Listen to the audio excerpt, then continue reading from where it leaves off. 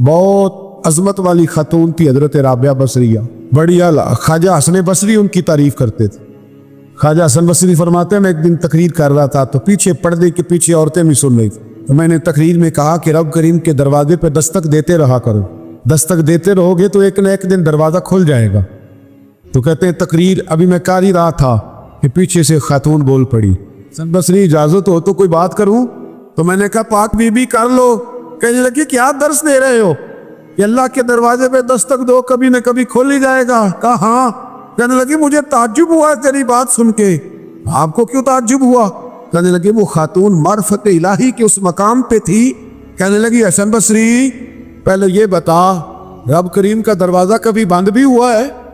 کھلوائیں گے تو اس کو نا جو پہلے سے بند ہوگا، اور جو کھلا ہوا ہے، جو کھلا ہوا پچھلی راتی رحمت رب دی کرے بلند آوازہ بخشش منگن والے کارن کھلا دے دروازہ۔ فرمایا کبھی بند بھی ہوا ہے؟ حضرت بی بی رابعہ بصریہ ساری رات عبادت کرتی، ساری رات رب رب کرتی، اور فرمایا کرتی تھی میرا رب۔ لوگوں نے کہا اماں تو کس مقام پہ پہنچی ہے؟ تو فرمانے لگی میں اس مقام پہ پہنچی ہوں کہ قبولیت میری دعاؤں کے قریب آ گئی ہے، قبولیت میری دعاؤں کے قریب آ گئی ہے۔ ابھی میں پوری دعا نہیں مانگتی، خدا کی رحمتیں پہلے برسنا شروع ہو جاتی ہیں۔ آپ گئی ہوئی تھی حج کرنے، حج سے واپس تشریف لائی، تو جس دن آپ واپس پہنچی نا بصرہ میں، آپ کا اونٹ فوت ہو گیا۔ کچھ لوگوں کو نا بڑا پیار ہوتا ہے۔ میری دادی اماں نے نا ایک بچڑا پالا ہوا تھا، تو دادی جان کے ہاتھ میں پیڑا ہوتا تھا، دادی آواز دیتی مٹھو آ جا، بچڑا دوڑ کے آتا پیڑا کھانے۔ پیار ہوتا ہے نا۔ ہمارے ہاں دیہاتوں میں تو جانور گھر کے فرد بن جاتے تھے۔ بھینس کا درجہ اسی طرح ہوتا تھا جس طرح گھر کے ایک فرد کا ہے۔ اگر کبھی بھینس کسی کی مر جاتی تو سارا گھر رونے لگ جاتا۔ وہ جو جانور گھر میں حضرت رابعہ بصریہ نے اونٹ پالا ہوا تھا، بڑا پیار کرتی تھی، بڑی جس دن آئی نا واپس حج کر کے، اسی دن کسی نے بتایا اماں تیرا اونٹ فوت ہو گیا۔ تو گھوڑا دوڑا کے گھر آئی، آج ہی فوت ہوا ہے؟ کہا ہاں۔ تو اونٹ کے سرانے کھڑے ہو کے دعا مانگنے لگی، کہنے لگی مولا جب میں حج کرنے گئی تھی تو اپنا مال اسباب تیرے حوالے کر کے گئی، تیرے سپرد کر کے گئی تھی، اور مولا جو تیرے سپرد کرے تو اس پہ رحمت کرتا ہے، تو فضل کرتا ہے۔ ابھی دعا مانگ ہی رہی تھی، ہر مشکل دی کنجی یارو ہاتھ مرداں دے آئی۔ ابھی دعا مانگ ہی رہی تھی، ایک آدمی چلایا، کہنے لگا اماں جی لوگوں کو غلط فہمی ہو گئی ہے، اونٹ مرا تو نہیں، وہ تو زندہ ہے، وہ تو پیر ہی لا رہا ہے۔ ایسے ہی غلط فہمی ہو گئی، سویا ہوگا، بے ہوش ہوا ہوگا، زندہ ہے۔ جناب رابعہ بصریہ رحمت اللہ تعالی علیہ سجدے میں گر گئی، فرمانے لگی اونٹ زندہ تھا یا مردہ تھا، ایک بات سچی ہے کہ میرا رب بڑا کرم فرمانے والا ہے، میرا اللہ بڑا غفار ہے، میرا رب بڑا مہربان ہے، وہ بڑا ہی رحمت کرنے والا۔ ہمارا جب مزاج بن جاتا ہے مایوسی کا، پھر معاملہ ذرا ہمارے لیے گمبھیر ہو جاتا ہے۔ اگر ہم یہ ذہن بنائیں نا کہ مشکل میرے اللہ کی طرف سے آئی ہے تو وہ مجھے آسانی بھی ضرور عطا کرے گا، تو پھر اللہ ضرور ہی آسانیاں عطا فرماتا ہے۔ اور جو مشکلات زندگی میں آتی ہیں نا، حضرت مولا علی شیر خدا رضی اللہ تعالیٰ عنہ کا بڑا خوبصورت فرمان ہے۔ حضرت علی فرماتے ہیں جب تجھے مشکل آتی ہے تو وہ تجھے رب کا پتہ بتانے آتی ہے، وہ تجھے اللہ کا پتہ بتاتی ہے، اس لیے کہ جب تو سارے اسباب کر لیتا ہے، جو ضرورت ہوتی ہے پوری کرتا ہے، تندرست ہو کے وہ کام کرتا ہے، پھر بھی کام نہیں ہوتا، تو اس کا مطلب ہے کرنے والا تو نہیں، کرنے والا کوئی اور ہے، جو کام کرنے والا کوئی اور ہے۔ تو عزیز بھائی یاد رکھیں، ہر مشکل کے ساتھ اللہ نے آسانی رکھی ہوتی ہے۔ اگر اللہ تبارک و تعالیٰ بیماری عطا کرے تو اس کے ساتھ اللہ پھر جو تندرستی دیتا ہے وہ بھی بڑی اعلیٰ ہی عطا فرماتا ہے۔ اگر اللہ کبھی غربت دے تو پھر اس کے بعد جو اللہ تعالیٰ آسانی دیتا ہے وہ بھی بڑی اعلیٰ ہی عطا فرماتا ہے۔ اگر کہیں سے آپ کو دکھ ملتے ہیں تو پھر جب سکھوں کا وقت آتا ہے تو پھر گنے نہیں جاتے۔ یاد رکھ، مشکلات کے پہلو میں آسانیاں ہوتی ہیں، اور جس آدمی کو مشکل آتی نہیں، میرے نبی کریم سید عالم صلی اللہ علیہ وسلم نے فرمایا مومن کو جو مشکل بھی آتی ہے اللہ اس کی برکت سے اس کے گناہوں کو معاف فرما دیتا ہے، اللہ اس کی برکت سے اس کے گناہوں کو معاف کرتا ہے، یہاں تک کہ حضور نے فرمایا میرے مومن کو کانٹا بھی چبھے تو اللہ تعالیٰ اس کی مشکل کو آسان فرما دیتا ہے۔ عقل مند لوگ عقل والے ہوتے ہیں، سیانے بندے وہ بات کرتے ہیں تو سیانی کر جاتے۔ اب قرآن مجید میں مختلف آیات ہیں تو مختلف لوگ مختلف آیات کو پڑھتے۔ کسی نے مولا علی شیر خدا سے پوچھا حضرت قرآن پاک کی سب سے اعلیٰ آیت کون سی ہے؟ سب سے قرآن مجید میں ہر لفظ ہی اعلیٰ ہے، ہر حرف ہی، ہر لفظ ہی کیا بات ہے، ذالکل کتاب لا ریب، ہر بات اعلیٰ۔ لیکن حضرت علی سے پوچھا کہ آپ کے نزدیک کون سی آیت اعلیٰ ہے، تو ذرا غور کرنا، شیر کی بات تو شیروں جیسی۔ مولا علی فرمانے لگے قرآن مجید میں اللہ فرماتا ہے وَمَا أَصَابَكُم مِّن مُّصِيبَةٍ فَبِمَا كَسَبَتْ أَيْدِيكُمْ، فرمایا تمہیں دنیا میں جو بھی مصیبت آتی ہے تمہارے ہاتھوں کے کرتوتوں کی وجہ سے آتی ہے، وَيَعْفُو عَن كَثِيرٍ، بہت ساری تو میں معاف کر دیتا ہوں۔ تو حضرت علی کہنے لگے یہ سب سے اعلیٰ آیت ہے میری نظر میں۔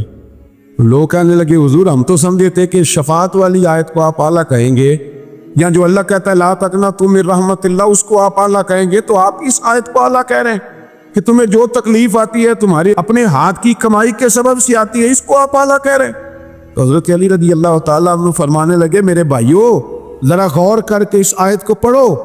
اللہ فرماتے ہیں تم جو غلط حرکت کرتے ہو اس کی سزا دنیا میں تمہیں کسی مشکل میں ڈال دیتا ہوں اور بہت ساری ویسے ہی معاف کر دیتا ہوں۔ فرمایا رب کہہ رہا ہے میں تمہیں دنیا میں مشکل میں ڈال کے معاف کرتا ہوں۔ آپ فرمانے لگے میرا رب ایک جرم کی سزا 2 دفعہ نہیں دے گا، جسے دنیا میں سزا دے گا پھر قیامت میں بے حساب ہی معافی عطا فرمائے گا۔ پھر قیامت کے دن اللہ اسے دوبارہ سزا، یہ اس کے قانون رحمت کے خلاف ہے، یہ غور سے بات سن، یہ اس کے قانون رحمت کے خلاف کہ اللہ تبارک و تعالیٰ 2 دفعہ سزا دی۔ تو اگر اس نے دنیا میں سزا دے لی تو اس کا مطلب ہے اب قیامت میں دوبارہ سزا، تو یہ سب سے اعلیٰ ہے۔ مصطفیٰ کریم علیہ السلام نے فرمایا مومن کو کانٹا بھی چبھتا ہے نا، کانٹا بھی۔ 2 بزرگ بیٹھے تھے، ایک حضرت احمد رحمت اللہ علیہ اور ایک حضرت شرف الدین منیری رحمت اللہ علیہ۔ تو حضرت شرف الدین منیری کہنے لگے کہ دوست اصل میں وہ ہوتا ہے جو دوست کی طرف سے آنے والی تکلیف پر صبر کرے، جو اللہ کی طرف سے آنے والی تکلیف پہ صبر کرے وہ اللہ کا محبوب ہوتا ہے۔ تو حضرت احمد کی فرمانے لگے نہیں مجھے تیری بات کی سمجھ کوئی نہیں آئی، صبر کرے وہ اللہ کا دوست ہے، مصیبت پہ صبر کرے۔ تو کہا جناب پھر اگر نہیں سمجھ آئی تو آپ بتا دیں اللہ کا دوست کون ہے؟ تو آپ فرمانے لگے جو محبوب کی طرف سے آنے والی مصیبت کو اس کا تحفہ سمجھ کے قبول کرے وہ اصل دوست ہوتا ہے۔ اس کا تحفہ سمجھ کے قبول کرے، اپنے رب کا تحفہ سمجھے، مالک کا تحفہ سمجھے کہ اس نے مجھے تحفہ دیا ہے، مجھے کسی مشکل میں ڈالا ہے۔ تو رب کریم بلا مثال و بلا تشبیہ سمجھانے کے لیے اللہ جب کسی کو مشکل میں ڈالتا ہے، کافروں کو تو اس نے موجیں کرائی ہوئی ہیں، بڑی بڑی سہولتیں دی ہوئی ہیں، مشکل میں ڈب بھی ڈالتا ہے، اپنے نیک بندوں کو ہی ڈالتا ہے۔ نمرود اور فرعون کے پیروں میں کانٹا بھی نہیں چبھتا، ان کو تکلیف نہیں آتی۔ تکلیف کسے آتی تھی؟ اللہ کے نیک بندوں کو تکلیف آتی تھی۔ حضرت رابعہ بصریہ جب تک زندہ رہی تب تک بیمار رہی، جس دن طبیعت ٹھیک ہوتی تو کہتی اے اللہ تو کہیں مجھ سے ناراض تو نہیں ہو گیا، تو کہیں ناراض تو نہیں مولا جب تو مجھے تکلیف دیتا ہے تو میں رو کے تیری عبادت کرتی، جب مجھے دکھ ہوتے ہیں تو میں سجدے میں تڑپتی، اور خدا بندہ اب تو میں سکھی ہوں، موج میں ہوں، مجھے رونا ہی نہیں آ رہا، تو خدا بندہ تو کہیں ناراض تو نہیں ہو گیا مجھ سے؟ دکھ تو اچھے ہوتے ہیں، دکھ تو پیارے ہوتے ہیں، اور دکھوں کے بعد جو اللہ آسانی دیتا ہے اس آسانی کا پھر کیا ہی کہنا۔ اس حضرت ایوب علی نبینا علیہ الصلوۃ والسلام بیمار رہے، 60 سال اللہ نے تندرستی دی۔ کتنے سال بولے؟ 60 سال، ذرا غور کرنا بات پر، 60 سال علیم رہے، پھر بیمار ہو گئے، 18 سال ہو گئے بیمار ہوئے۔ زوجہ کہنے لگی دعا کر لیں آپ کو اللہ صحت دے دے۔ ہمیں اگر کوئی بندہ پوچھ لینا کہ بھائی کبھی کوئی خاص بات تو سناؤ، تو ہم جو ساری زندگی سکھ کے ساتھ سوئے ہوتے ہیں وہ بات نہیں سناتے، وہ جو ایک رات درد سے نیند نہیں آتی اس رات کا قصہ سناتے ہیں، کہتے ہیں وہ میرے الٹے دانت میں درد تھا تو میں ساری رات سو نہیں سکا۔ او بھائی جو ساری زندگی سویا ہے اس کا تو ذکر نہیں کر رہا، اور ایک رات جو تجھے نیند نہیں آ رہی، کسی سے پوچھا جائے ڈاکٹر کہتے ہیں 360 ہڈیاں ہوتی ہیں وجود میں، کسی سے پوچھا جائے نا تیرا کیا حال ہے تو 359 ہڈیوں کا ذکر نہیں کرتا، جس گھٹنے میں درد ہے اس کا ذکر کرتا ہے، کہتا ہے یہ گھٹنے میں بڑی درد ہے۔ او بھائی باقی 359 ٹھیک ہے نا، ان کی بھی تو کوئی بات سنانا۔ حضرت رابعہ بصریہ رحمت اللہ علیہ کے پڑوس میں ایک نوجوان رہتا تھا، آپ کے پڑوس میں، تو وہ جب جو محلے میں بچے رہتے ہیں نا گاؤں میں ان کا پتہ ہوتا ہے، پڑوسی تھا تو 34-35 سال نوجوان کی عمر ہو گئی، کبھی بیمار نہیں ہوا۔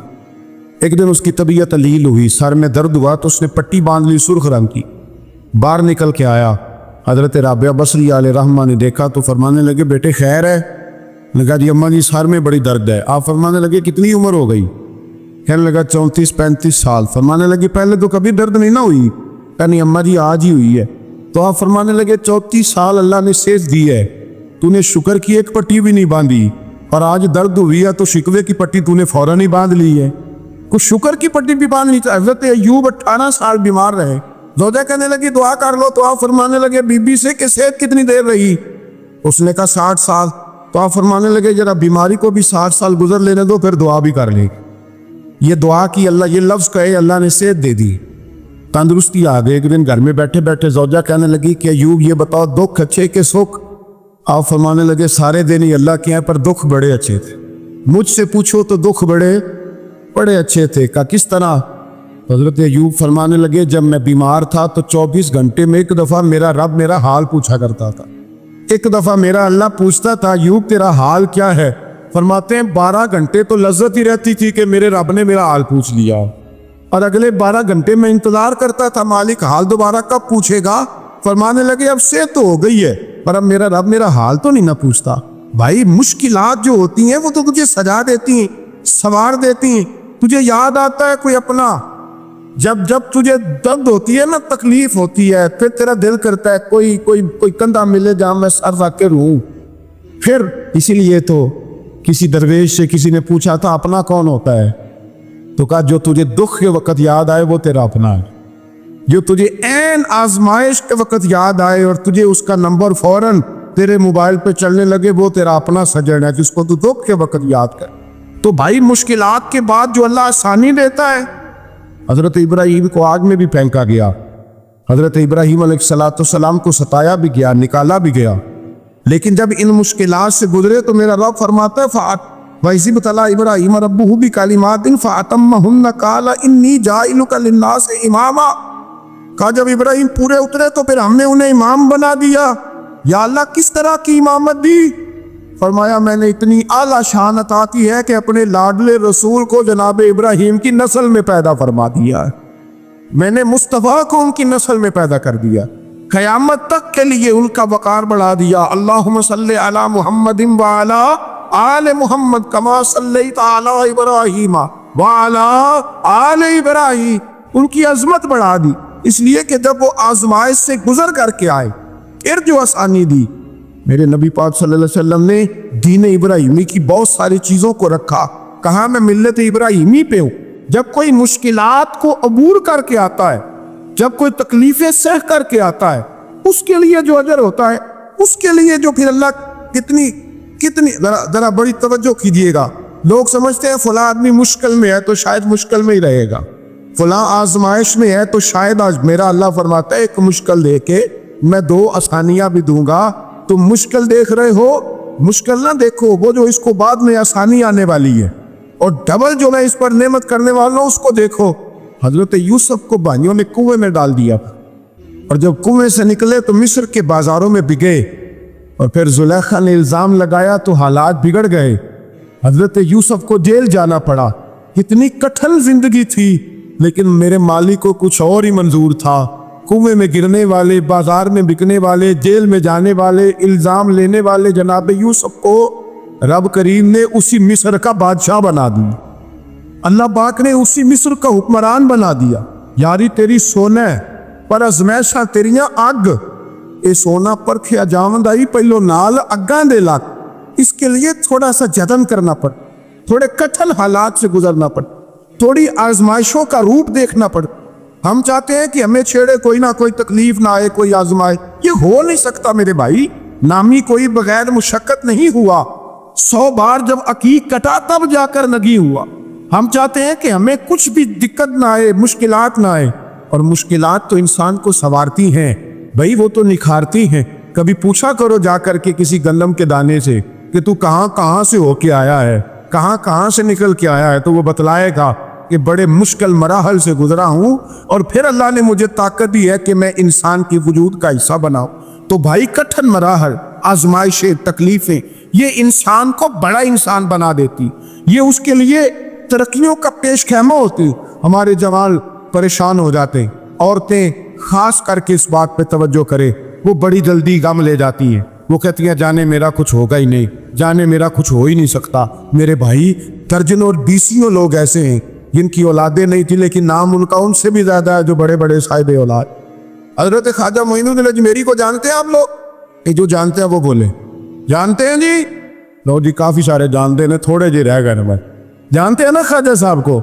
ان کے کسی بیٹے کو جانتے ہوں؟ نہیں جانتے آپ ان کے بیٹے کو. حضرت خواجہ معین الدین اجمیری رحمۃ اللہ تعالی علیہ کے بیٹے کو نہیں جانتے, لیکن ویسے آپ ہندوستان میں کسی آدمی کو چھیڑ کے دیکھیں, وہ کہے گا میں خواجہ صاحب کا روحانی بیٹا ہوں, میں اولاد. حضرت غوث اعظم رضی اللہ تعالیٰ عنہ کی اولاد کو کم لوگ جانتے, لیکن آپ ویسے کسی کو پوچھ کے دیکھیں 11ویں والا پیر کون ہوتا ہے, ہر آدمی ہاتھ اٹھا کے بتائے گا خدا کے فضل سے ہم پر ہے سایہ غوث اعظم کا.